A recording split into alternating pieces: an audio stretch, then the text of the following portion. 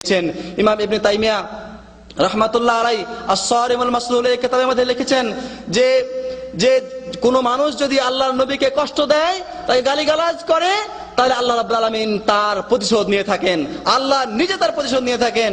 যদি কোন মানুষ দুনিয়াতে তার প্রতিশোধ নিতে না পারে, তাহলে আল্লাহ রাব্বুল আলামিন এমন এক ব্যবস্থা করেন যে ব্যবস্থার মাধ্যমে তার নিজে আল্লাহ তার প্রতিশোধ নিয়ে থাকেন। তার কিছু উদাহরণ আপনাদের সামনে আমি পেশ করছি। আল্লাহ রাব্বুল আলামিন কোরআনে কারিমে সূরা হিজরের মধ্যে ইরশাদ করছেন, আল্লাহ বলছেন ফাসদা বিমা তুমার ওয়া আরদ আনিল মুশরিকিন, আপনাকে যে আদেশ করা হয়েছে আপনি সে আদেশের উপরে দৃঢ় থাকুন, মানুষকে কালেমার দাওয়াত দিন, ইসলামের দাওয়াত দিন। ওয়া আরদ আনিল মুশরিকিন, আর মুশরিকরা আপনার উপরে যে ধরনেরই জুলুম নির্যাতন নিয়ে আসুক না কেন, আপনি এ থেকে বিমুখ থাকুন, আপনি এটার প্রতি পরোয়া করেন না কেন।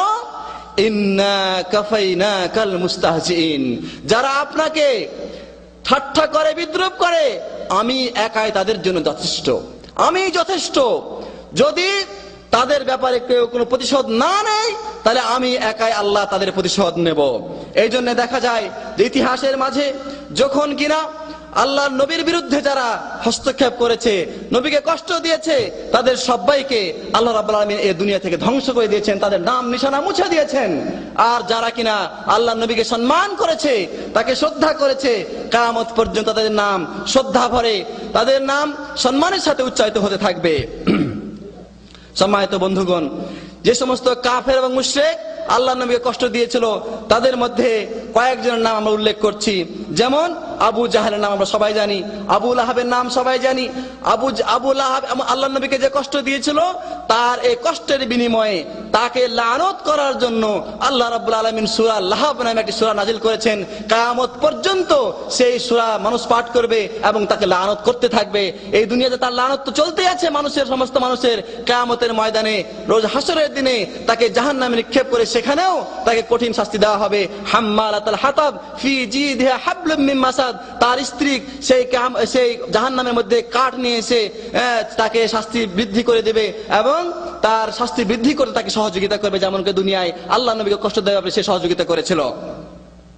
এমনি ভাবে আবু জাহেল, উতবা ইবনে রাবিআ, শাইবা ইবনে রাবিআ, ওয়ালিদ বিন উতবা, উমাইয়া ইবনে খালাফ, উকবা ইবনে আবি মুআইদ, তারা যখন আল্লাহ নবীকে বিভিন্নভাবে কষ্ট দিয়েছে, আল্লাহ নবী সাল্লাল্লাহু আলাইহি সাল্লাম যখন কাবা ঘরে এসে নামাজ আদায় করতেন, ওরা তখন উটের ভুঁড়ি নিয়ে এসে, উটের নাড়ি ভুঁড়ি নিয়ে এসে, ছাগলের নাড়ি ভুঁড়ি নিয়ে এসে তারা আল্লাহ নবীর পবিত্র পিঠের উপরে, তার গর্দানের উপরে তারা চাপিয়ে দিত এবং আল্লাহ নবীকে কষ্ট দিত।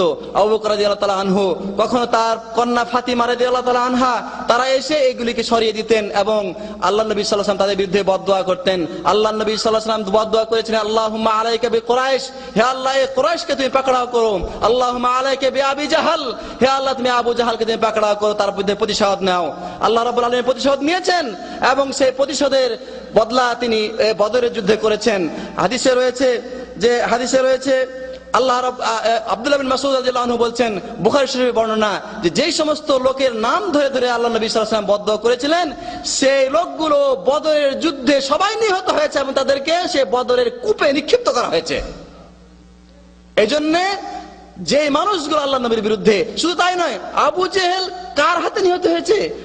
মুআয এবং মুআব্বাদ নামক দুইজন যুবক, তারা এখনো প্রাপ্ত বয়স্ক হয়নি, বালেগ হয়নি, এরকম নাবালেগ দুই যুবক হাতে তার নিহত হয়েছে। আর আব্দুল্লাহ বিন মাসউদের মতো একজন ছাগলের রাখাল, যে কিনা মক্কায় ছাগল রাখাল ছিলেন, সেই দুর্দান্ত প্রতাপশালী মানুষের কি করেছে? সিনায় বসে তার গলাকে কেটে নিয়েছে, তার মাথাকে দুই খণ্ডিত করেছে। এইভাবে আবু লাহাবের পুত্র উতাইবা আল্লাহ নবী সাল্লাল্লাহু আলাইহি ওয়াসাল্লামকে নানাভাবে কষ্ট দিয়েছে, গালিগালাজ করেছে। একদিন আল্লাহ নবী সাল্লাল্লাহু আলাইহি ওয়াসাল্লাম নামাজ পড়ছেন, সে এসে আল্লাহ নবীকে নামাজ শেষ করার পরে বলছে যে, মুহাম্মদ তুমি যে ওয়ান নাজমি ইযা হাওয়া এই সমস্ত কোরআনে আয়াত তেলাওয়াত করছো, আমি এগুলোকে অস্বীকার করি, আমি অমান্য করি, আমি মানি না।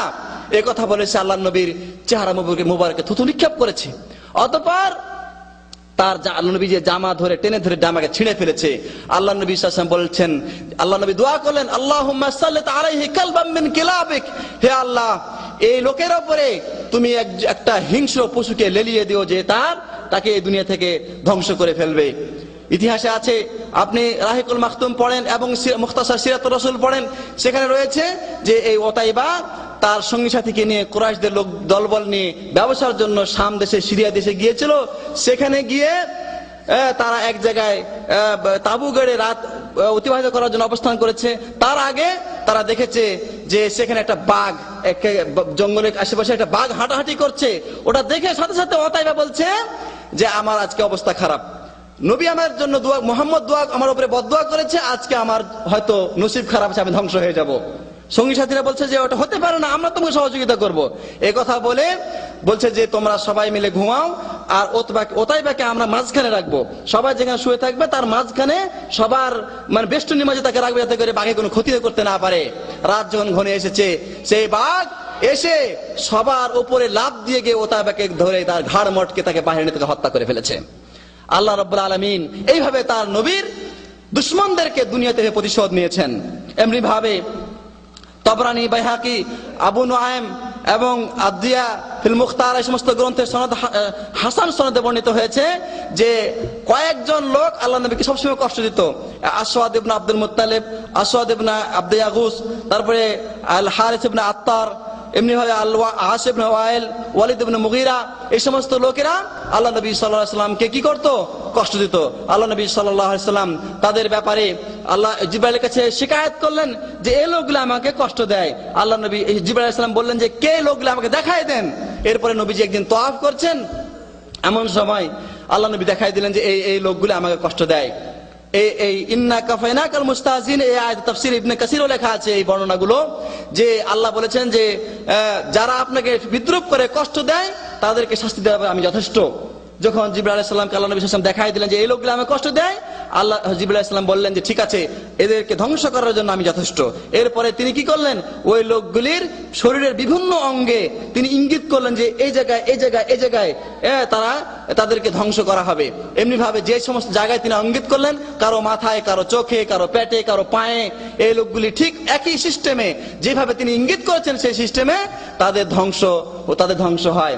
যেমন আসওয়াদ ইবনে আব্দুল মুত্তালিব, তার সম্পর্কে আল্লাহ নবী বদদোয়া করেছে, আল্লাহুম্মা আ'মা বাসারাহু, হে আল্লাহ তুমি তার চোখকে অন্ধ করে দাও।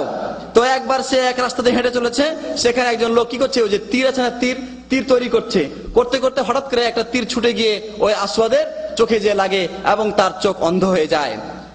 এরপরে আসওয়াদ ইবনে আব্দে ইয়াগুসের ঘটনা হচ্ছে এই যে জিবরাইল আলাইহিস সালাম তার পেটের দিকে দেখাইছিলেন, তার পেটে অতিরিক্ত পানি জমা হয় এবং সেই পানি হলুদ বর্ণ ধারণ করে এবং সেই পানি মুখ দিয়ে বের হয়, অতঃপর এর মাধ্যমে তার মৃত্যু হয়ে যায়। আর হারিস ইবনে আত্তার, সে আল্লাহ নবীকে যে কষ্ট দিত, জিবরাইল আলাইহিস সালাম তার মাথার দিকে দৃষ্টি দিয়েছিলেন এবং বলেছিলেন যে সেইভাবে তার মৃত্যু হবে। তার মাথায় বিশাল একটি ফোড়া উঠে এবং সেই ফোড়ার মাধ্যমে কষ্ট পেয়ে তার মৃত্যু হয়। এমনি ভাবে ওয়ালিদ বিন মুগীরার ব্যাপারে বর্ণনা এসেছে যে তার পায়ে, টাকনুর নিচে তার পায়ে ছোট্ট একটি জায়গাতে একটা জখম ছিল, কয়েক বছর আগে সে জখমটা হয়েছিল। জিবরাইল আলাইহিস সালাম ওই জখমের দিকে দৃষ্টি দিয়েছেন, তার ইশারা করেছেন, সেই জখম কিছুদিন পরে দেখা গেল সেই জখম বিরাট আকারে ফুলে যায়, অতঃপর সেখান থেকে সেই ফুলেটা আরো দীর্ঘ হতে থাকে এবং সেখানে পোকা জমে, এই দ্বারা তার মৃত্যু হয়। এইভাবে আল্লাহ রাব্বুল আলামিন তার নবীকে অপমানকারীদের তিনি বিচার করেছেন এবং তাদের তিনি কি করেছেন? প্রতিশোধ নিয়েছেন। আর এদের শাস্তি দুনিয়াতে তিনি দেখিয়ে দিয়েছেন।